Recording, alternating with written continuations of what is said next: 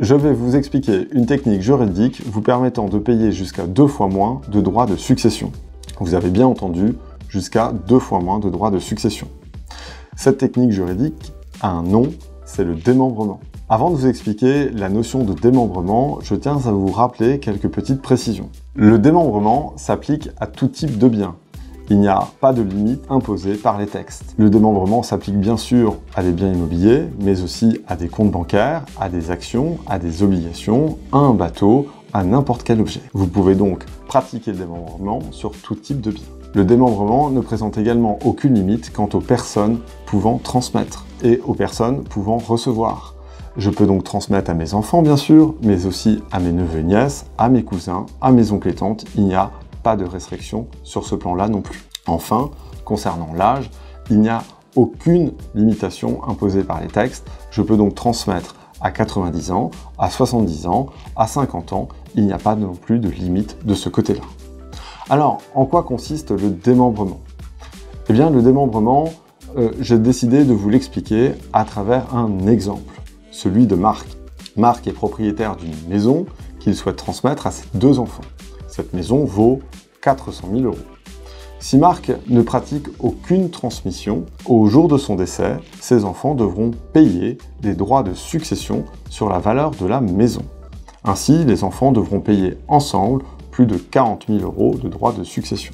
Mais si Marc a pris le soin d'anticiper sa transmission, grâce notamment au démembrement, eh bien les enfants pourront ne payer aucun droit de succession. Alors, le démembrement, en quoi consiste-t-il? Eh bien Marc, en étant propriétaire de sa maison, est propriétaire sans le savoir de 2 choses. D'une part, du terrain et de la construction de la maison, et d'autre part, le droit de profiter de cette maison. Eh bien en droit, ces 2 notions ont chacun un nom. Le terrain et la construction dessus sont qualifiés de nue propriété. Marc, en étant propriétaire de sa maison, est bien sûr propriétaire du terrain et de la construction. Mais aussi, Marc est propriétaire du droit d'investir la maison, de l'occuper, de la louer ou de la prêter, ce que l'on appelle dans notre jargon l'usufruit. Eh bien, le démembrement consiste à séparer la nue propriété et l'usufruit. Ainsi, Marc va pouvoir transmettre la nue propriété de la maison à ses enfants, le terrain et la construction, tout en conservant l'usufruit, c'est-à-dire le droit de vivre ou de louer cette maison. Alors comment évalue-t-on cette nue propriété et cet usufruit? Eh bien c'est assez simple, il y a un barème donné par l'administration fiscale. Marc, dans notre exemple, a 60 ans, la nue propriété vaut donc 50%.